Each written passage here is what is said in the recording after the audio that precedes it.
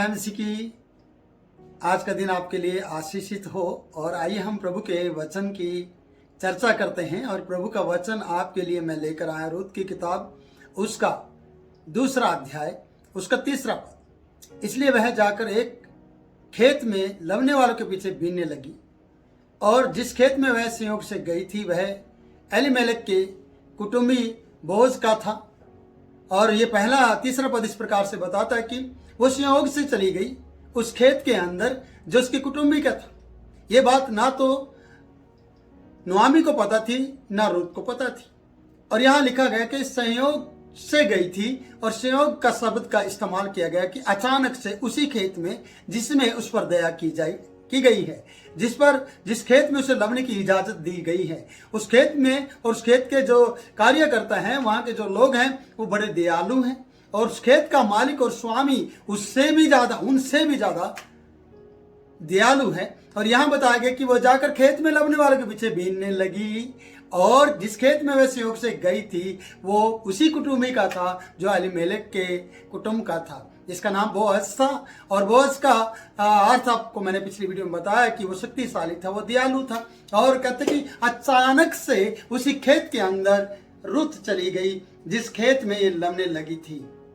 प्रियो, इस वचन से पता चलता कि परमेश्वर ने इसके मार्ग को बनाया या इसका मार्गदर्शन किया कि ये उसी मार्ग में जाए और उसी खेत में जाए जहां पर परमेश्वर इसके लिए प्रबंध कर रहा था।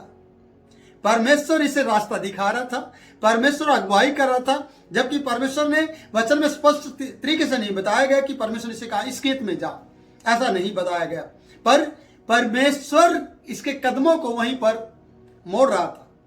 यह परमेश्वर मार्गदर्शक कर रहा था कि बेटी इस खेत में जा।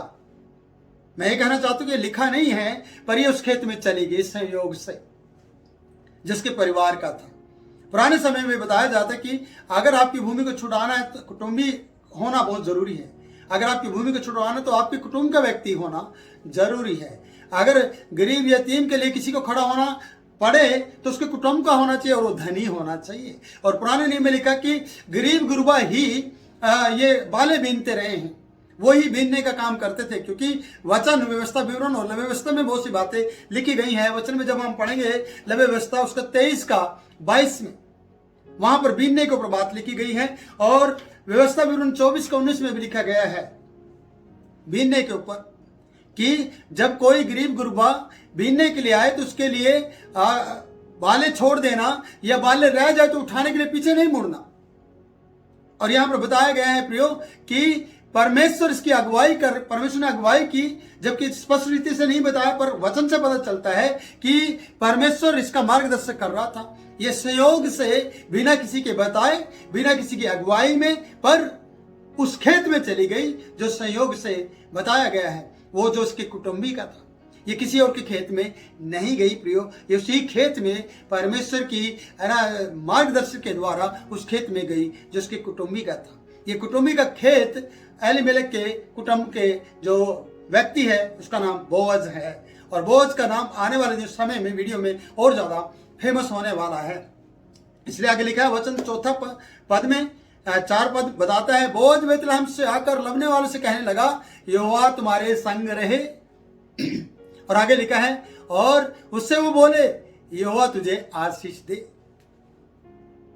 जब बोअज बेतलहम से आकर अपने खेत में गया और वहीं पर रूत बीन रही थी, बाले बीन रही थी, और जब वो वहां पर गया तो उसने अपने लोगों को इस प्रकार से आशीर्वाद दिया या इस प्रकार से अभिवादन किया, यहोवा तुम्हारे संग रहे, यहोवा तुम्हारे ऊपर कृपा करे, दया करे, क्योंकि तुम काम कर रहे हो और तुम मेहनत करते हो।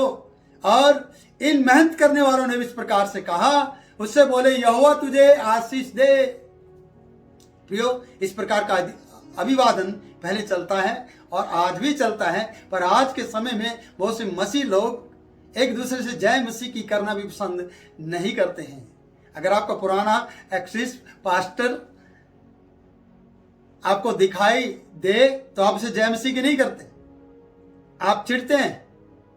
लेकिन यहाँ पर ऐसा नहीं बताया गया कि मेहनत करने वाले के सामने जब ये व्यक्ति अपने ही खेत में आता है, जबकि इसके दास दासी हैं, मजदूर हैं, काम करने वाले, इन्हें कहता है यहोवा की ओर से तुम्हें आशीष मिले, या वो कहता है कि तुम्हारे संग रहे परमेश्वर। संग रहने का अर्थ आप जानते हैं कि परमेश्वर अगर तुम्हारे संग है, यहोवा अगर तुम्हारे संग है, तुम्हारी जो कटनी का कार्य है वो आसानी से हो जाएगा। तुम आसानी से अपनी दांती दराती चला सकते हैं, आसानी से आप इस जौ की खेती को काट सकते हैं, गेहूं की खेती को काट सकते हैं। इसलिए मालिक खुद इस प्रकार से अभिवादन करता है, या इस प्रकार से उन्हें आशीर्वाद देता है, यहोवा तुम्हारे संग रहे। मेरे प्रियो, मैं कहना चाहता हूं कि जिसके साथ परमेश्वर है उसकी हथियार ज्यादा चलते हैं। क्यों चलते हैं मालूम है? फसल के लिए, कटनी के लिए, परमेश्वर की महिमा के लिए, घर की जरूरतों के लिए, क्योंकि परमेश्वर उसके संग है। और बोअज ने इस प्रकार से अपने लोगों से कहा, यहोवा तुम्हारे संग रहे। और वहां के लोगों ने उन्हें बदले में क्या कहा? यह उससे बोले, यहोवा तुझे भी आशीष दे। प्रियो, कितने अच्छे शब्द हैं। इस वीडियो से आप सीखिएगा कि क्या बदले में हम दूसरे को आशीष देते हैं, यह सामने वाला व्यक्ति तुम्हें कहता है यहोवा तुम्हारे संग रहे।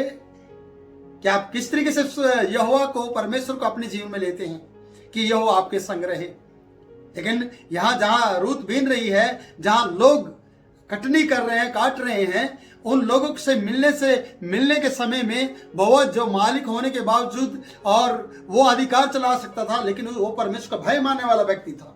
इस बात से ये पता चलता है कि बोअज परमेश्वर का आदर करता है, बोअज अपने लोगों का आदर करता है, बोअज परमेश्वर की आशीषों को दूसरों तक बांटता है। बोअज के खेत में आज रूत गई है, क्या बोअज रूत के प्रति कुछ गलत सोच सकता है? नहीं। क्यों? क्योंकि परमेश्वर उस ऐसे खेत में से ले गया जहां पर इस पर दया की जाए। इसलिए दया बोअज की जिंदगी के आशीर्वादों से पता चलता है कि बोअज एक धर्मी व्यक्ति है। बोअज परमेश्वर का आदर करता है। बोअज का जो बोलने का तरीका है, कहा कि बैतलहम से आकर लबने वालों से कहा, कहने लगा है यहोवा तुम्हारे संग रहे। और काटने वाले भी परमेश्वर का भय मानते हैं, काटने वाले भी जानते कि हमारे स्वामी की तरफ से हमें आशीर्वाद मिला है। उसने भी कहा, वो भी बोल उठे, यहोवा तुझे आशीष दे। नौकर चाकर दास दासी अपने स्वामी के लिए कहते यहोवा तुझे आशीष दे। मालिक ने भी कहा, तुम यहोवा तुम्हारे संग रहे जब तुम काम करते हो। मैं परमेश्वर दास आपसे ये कहना चाहता हूं कि परमेश्वर आपके संग है, परमेश्वर आपके संग रहे, परमेश्वर आपके साथ रहे, परमेश्वर आपको बहुत ऐसे आशीष दे। आप उस खेत में जाएं जिस खेत में परमेश्वर की योजना है आपके लिए, कि आपको बटोरने के लिए कोई मना ना करे, आपको लवने के लिए कोई मना ना करे। आप जब कटनी काटे तो परमेश्वर आपके संग रहे। जब आप परमेश्वर के आत्मा की कटनी काटे तो परमेश्वर आपका साथ दे, और यहोवा परमेश्वर आपके संग रहे जब आप यीशु के नाम में अपने घर से निकलकर उसकी लिए कार्य करते हैं। प्रियो, ये अपनी सास के लिए गई और ये जमाने में रहते हुए उस खेत में चले गए संयोग से, जो जिस खेत के बारे में से पता नहीं था। जब ये वापस लौटी होगी बैतलहम के अंदर और दाएं बाएं ये खेत होंगे, तब ये हरे भरे खेत थे, उपजाऊ भूमि थी, और इसने शायद देखा होगा, लेकिन मन में ऐसा विचार कभी नहीं आया कि मैं इस खेत में आकर लबने पाऊंगी। पर ये तो अपने सास के साथ आए थे। यहाँ के लोगों को इसने एक्सेप्ट किया, यहाँ के लोगों को इसने देखा, यहाँ के लोगों की खूबियों को देखा, वहां की दया को देखा, वहां के प्रेम को देखा, और देखते हुए कहा कि मैं यहाँ सुरक्षित हूं। सास से कहा, सास मम्मी मैं जाना चाहती हूँ, आपके लिए बीनना चाहती हूँ, और कोई मेरे ऊपर अनुग्रह करेगा जिसके पीछे पीछे मैं बीन सकूंगी। तो प्रियो, यहाँ पर कहता है कि वो उस खेत में बीनने लगी, और जिस खेत में वो संयोग से गई थी वो उसी कुटुंबी का था जिसका नाम बोअज, जो एलीमेलेक के कुटुंब का व्यक्ति था।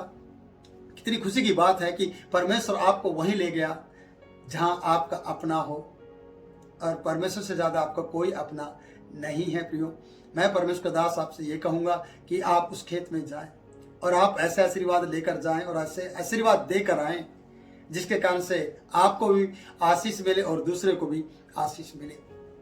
इसलिए ऐसा बने कि आप यीशु मसीह को ढूंढने वाले हो, आप यीशु मसीह की खेती काटने वाले हो। परमेश्वर के वचन में इस प्रकार से लिखा है, खेत पक चुके हैं, मजदूर थोड़े हैं, और मजदूर काटने के लिए स्वामी से विनती करो। और स्वामी मजदूरों से कहता है, यहोवा तुम्हारे संग रहे। हम परमेश्वर के मजदूर हैं, हम उस खेत, उस फसल में हैं जो जौ की खेती के समान फसल का समय आ चुका है, जिसमें रूत बाले बीनने के लिए इस खेत में चले गए संयोग से। आपको परमेश्वर ने संयोग से नहीं चुना, आपको परमेश्वर ने अपने पुत्र यीशु मसीह के द्वारा खरीद लिया है, उसके खून से आपको खरीदा है। आपकी वैल्यू ज़्यादा है प्रियो, रूत से भी ज़्यादा। इसलिए आप उस पर सच्चे परमेश्वर के पुत्र यीशु मसीह पर विश्वास करें, जिसने आपके लिए अपनी जान दी और अपना पवित्र लहू बहाकर आपको मोल ले लिया है। खेत मोल नहीं लिया, आपको मोल ले लिया है कि आप उसकी खेती में लवने पाएँ, आप उसकी खेती में काम करने पाए। तो प्रभु इन वचनों के द्वारा आप लोगों को बहुतायत से आशीष दे। मैं किरण आपसे इजाज़त लेता हूँ। आज आपका दिन इस वचन के साथ आशीष का बने। प्रभु आपको आशीष दे। इस वीडियो को लाइक करें, शेयर करें, हमारे चैनल को सब्सक्राइब करें। प्रभु आपको आशीष दे।